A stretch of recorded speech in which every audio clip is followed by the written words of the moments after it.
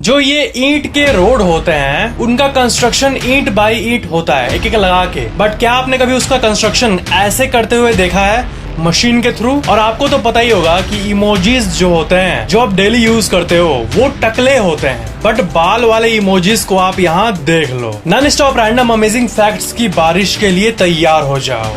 Fact number 24। Japan में एक प्रथा होती है जिसमें क्या होता है कि अगर कोई लड़की एक लड़के को पसंद करती है तो उसमें लड़की लड़के के टी शर्ट का यहाँ वाला बटन तोड़ के देने को बोलती है, मांगती है, क्योंकि वहाँ ऐसा माना जाता है कि ये जो बटन है ये हार्ट के करीब होता है, ये बटन दिल के करीब होता है, इसलिए इसको ऐसे तोड़ के दे दो। ये था जापान का एक यूनिक सा प्रथा।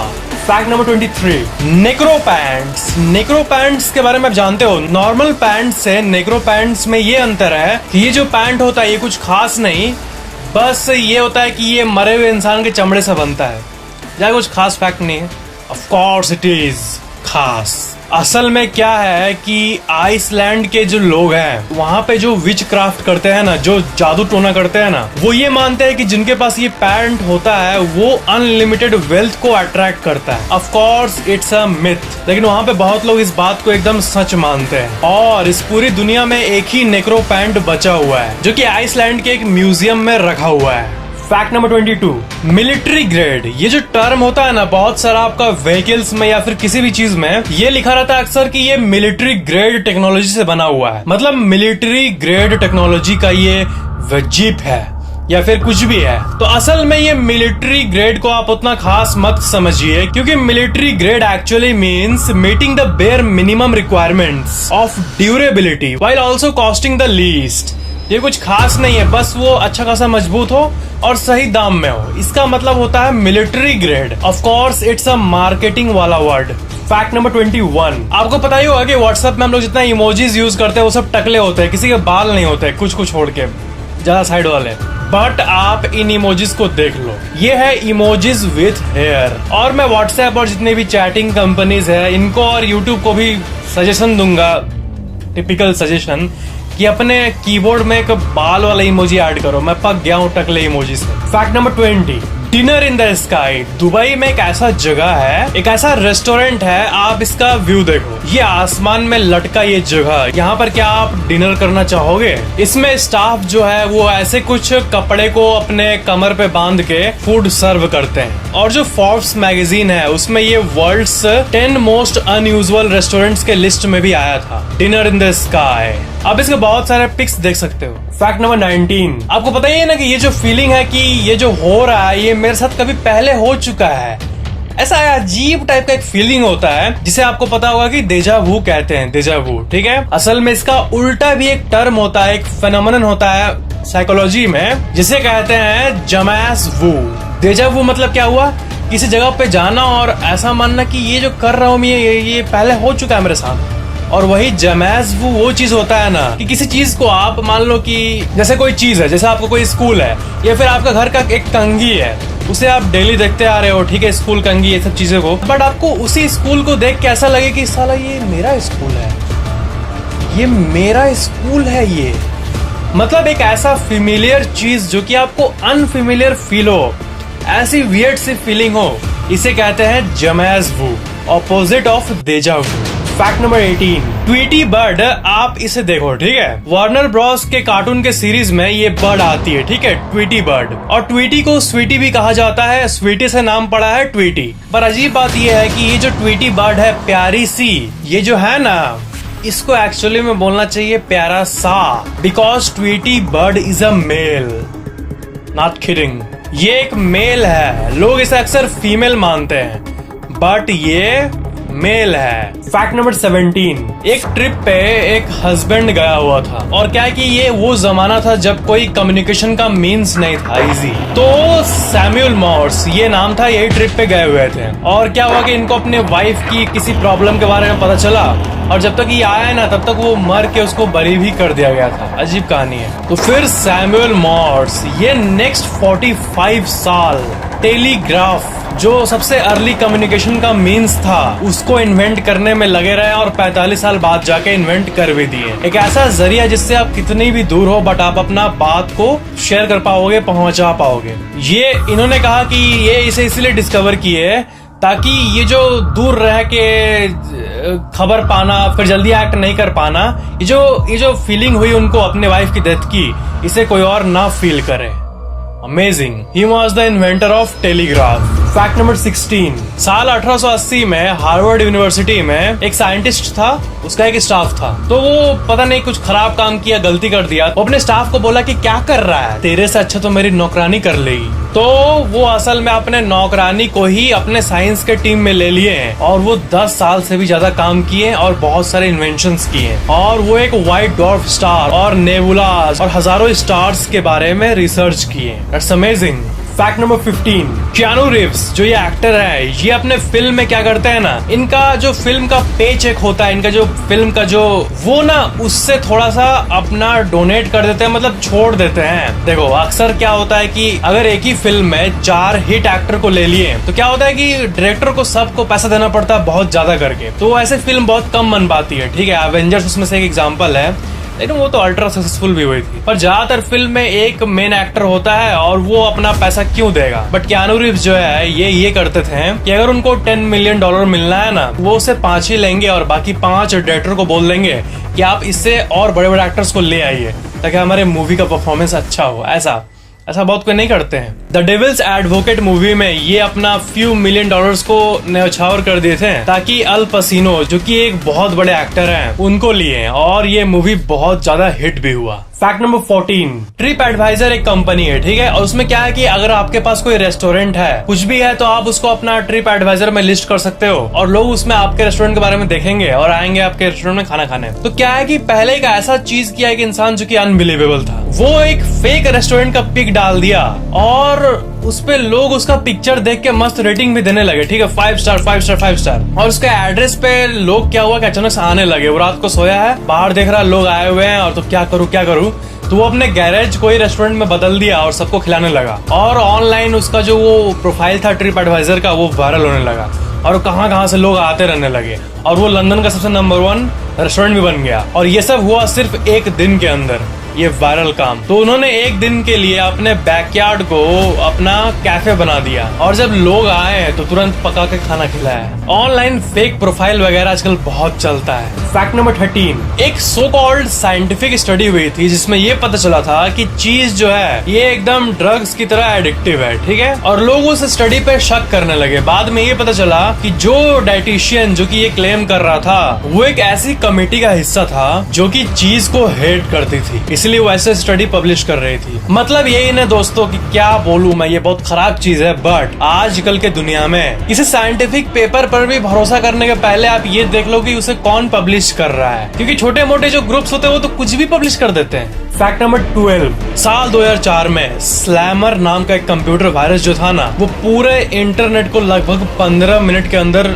ऑलमोस्ट डाउन कर दिया था। ये मैलवेयर 1 KB से भी कम 404 बाइट्स का था बस, और वो अलग अलग कंप्यूटर में अलग अलग IP एड्रेस में अपना मिलियंस ऑफ कॉपीज बना रहा था और इसके चलते $1 बिलियन यानी करीब 7,000 करोड़ का लॉस हुआ अलग अलग कंपनीज को। और सबसे अजीब बात ये है कि ये सबसे मिस्टीरियस वायरसेस में से एक है। इस स्लैमर नाम के वायरस को जो कि साल 2004 में आया था, इसका क्रिएटर कौन था ये कोई आइडेंटिफाई नहीं कर पाया आज तक। और वायरस से रिलेटेड और एक चीज है ना कि ये बहुत एक डीप हाइपोथेसिस है, मतलब किसी का नेम लेना सही नहीं है यहाँ पे, बट जितने भी एंटीवायरस कंपनीज है ना, ऐसे बहुत लोग क्लेम करते हैं कि ये एंटीवायरस कंपनीज जो है ना वो खुद वायरस शेयर करती है और खुद उसका एंटीवायरस बना के कमाती भी है। जिस तरह सिगरेट बनाने वाली कंपनी कैंसर का एक संस्था भी चलाती है। वर्ल्ड ना बहुत अजीब हो चुका है, पता है, बहुत अजीब। लोग कुछ भी करेंगे पैसे के लिए। Fact number 11। चिरोप्रैक्टिक मेडिसिन, इसका जो क्रिएटर थे डीडी पाल्मर, वो ये क्लेम करते थे कि मुझे ये दवाई बनाने का जो नॉलेज है ना वो मरे हुए फिजिशियन जिनका नाम था जिम एटकिंसन उनसे मिला। और ये जो चिरोप्रैक्टिक मेडिसिन है ये बहुत चीजों में काम आता है। आजकल के दुनिया में। मस्कुलोस्केलेटल सिस्टम या फिर किसी भी डिसऑर्डर का ट्रीटमेंट में ये मेडिसिन काम आता है। और सबसे अजीब बात है कि इतने बड़े मेडिसिन के एक्सपर्ट होके इन्होंने ऐसी बात क्यों कहा कि उनको मरे हुए फिजिशियन से मिला है। इनके विकिपीडिया पेज में मौजूद आप ये कोट को पढ़ सकते हो। फैक्ट नंबर 10, ग्लेन चनिंगम ये जब 8 साल के थे तब इनका पैर जो था वो स्कूल के एक एक्सप्लोजन में बर्न हो गया था, जल गया था, और डॉक्टर ने कहा कि ये कभी भी फिर नॉर्मली वॉक नहीं कर पाएंगे। But fast forward 17 years later, 17 साल बाद उन्होंने क्विकेस्ट माइल रन का रिकॉर्ड बनाया। That's it। मतलब उन्होंने हार नहीं माना और अपने पैर को ट्रेन किया। भले ही स्किन जला हुआ था बट अंदर से उन्होंने ट्रेन करके उतना ही मजबूत रखा। क्या नहीं हो सकता इस दुनिया में। फैक्ट नंबर 9, जो ये वीगन फ्रूट होता है, आप बोल सकते हो कि ये जो ऑरेंज है इसमें किसी भी मतलब मीट या फिर नॉन वेज का इन्वॉल्वमेंट नहीं है। बट आपको जान के हैरानी होगा कि इसको जो स्टोर में रखा जाता है, स्टोर्स में फ्रूट को सेलेक्स वैक्स से स्प्रे किया जाता है ताकि ये फ्रेश रहे बहुत दिनों तक। और ये जो शेलैक्स वैक्स है ये इंसेक्ट से बनता है। फैक्ट नंबर 8, नेपाल में एक फेस्टिवल होता है जिसे कहते हैं कुकुर तिहार, यानी वर्शिप ऑफ डॉग्स। और इस दिन ना पूरे दिन कुत्तों की पूजा की जाती है। कुत्तों को बहुत लॉयल माना जाता है और इनकी जो लॉयल्टी और फ्रेंडशिप है इंसानों के साथ, उसी को अप्रिशिएट करने के लिए ये फेस्टिवल नेपाल में मनाया जाता है। फैक्ट नंबर 7, एक बहुत ही, ये कोई फैक्ट नहीं बट एक वंडरफुल सा यूजफुल सा एक कोट है। आप अप्रोप्रिएट पर्सन को बोल सकते हो कि every time I look at the keyboard I see that you and I R always together. Fact number 6, Belgium और नीदरलैंड्स ये दोनों कंट्री को वर्ल्ड मैप में देखो। इसका जो इंटरनेशनल बॉर्डर है वो बहुत कॉम्प्लेक्स एरिया में, उसका जो इंटरनेशनल बॉर्डर है उसी के ऊपर बहुत सारे बिल्डिंग्स बने हुए हैं।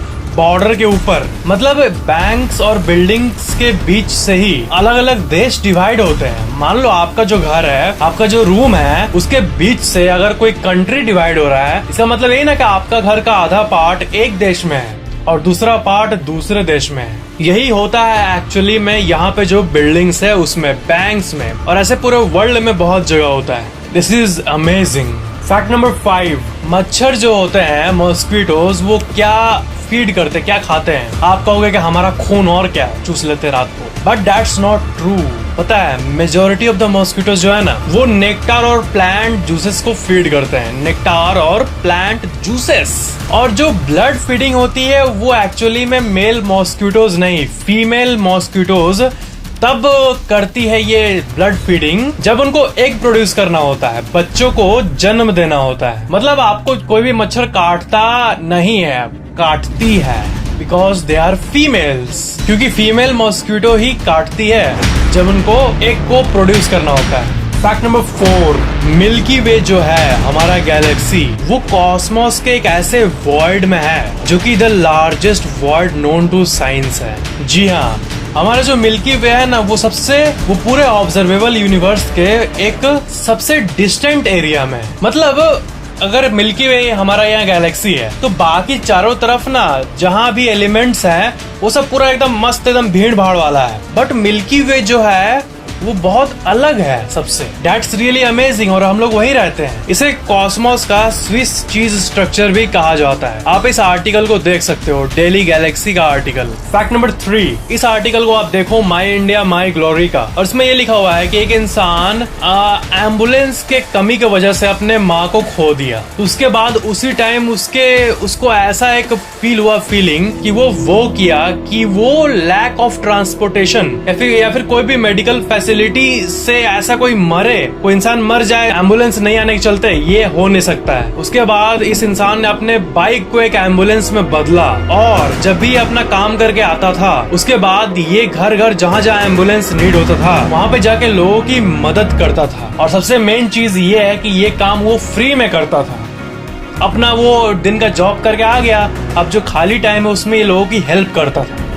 अमेजिंग। फैक्ट नंबर 2, पहले के जमाने में लोग ये मानते थे कि हमारा जो भी ये आसमान में दिखता है ऑब्जर्वेबल यूनिवर्स वो सब कुछ एक गैलेक्सी में समाया हुआ है, इसका नाम है मिल्की वे। मतलब it was believed that the milky way content every star in the universe. But बाद में ये पता चला कि ये तो चुल्लू भर ड्रॉप है इस समुंदर में। अरे बाप रे बाप। मतलब आप फील करो, हमारा ये धरती है, वो एक सोलर सिस्टम में है। वो सोलर सिस्टम एक मिल्की वे गैलेक्सी के अंदर है, और ये गैलेक्सी खरबों गैलेक्सी में से एक गैलेक्सी है। और हो सकता है कि ये पूरा यूनिवर्स का सेट अरबों खरबों यूनिवर्स में से एक यूनिवर्स में हो, और ये भी हो सकता है कि वो पूरा यूनिवर्स का सेट अरबों खरबों यूनिवर्स के सेट्स में से एक हो, और हो सकता है कि वो सेट भी खरबों सेट्स।